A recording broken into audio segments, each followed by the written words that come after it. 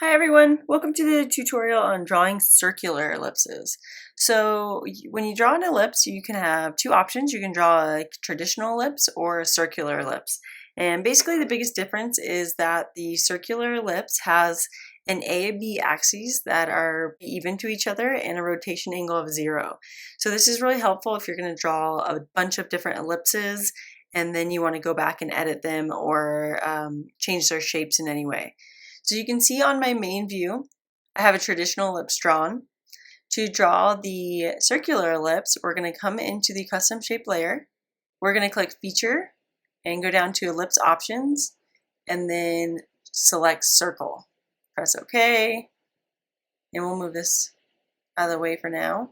And now you're going to do the same thing. You want to make sure that ellipse is selected and you're going to click your main view and drag your mouse, and you can draw in any area you want to, any way you want to. And then you're going to either click or press enter to solidify your ellipse. And now you can see that it's pretty much a circle. And we're going to come into the custom shape layer.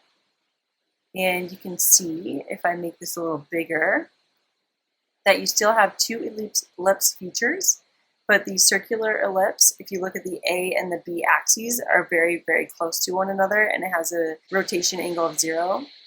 The reason you have a slightly different A and B axes is because you're not exactly at the center of the projection. So keep in mind that when you do draw, you want to be at the center projection.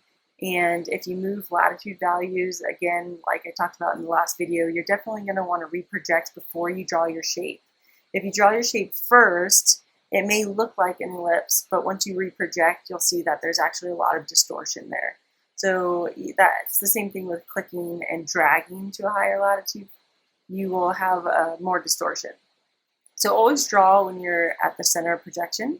If you need to reproject, it's Control R, or you can come into View and go to Recenter Projection. Okay, one more thing to know is that just because this is a circle, it does not behave like a traditionalist circle that we use in the shape layer.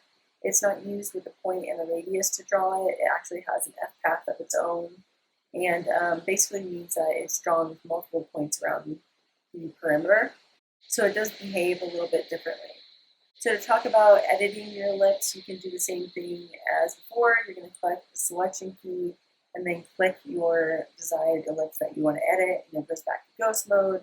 You can still use the N and M and the J and K to adjust your minor and major axes, or you can use your shift scroll wheel or control scroll wheel to change it, and then press enter. To cancel, press escape. So we're going to press enter so I can show you one more thing. Now say you draw this selection and you want to delete it.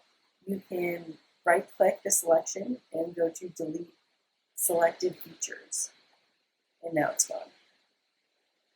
All right, well, thanks for joining me on circular ellipses.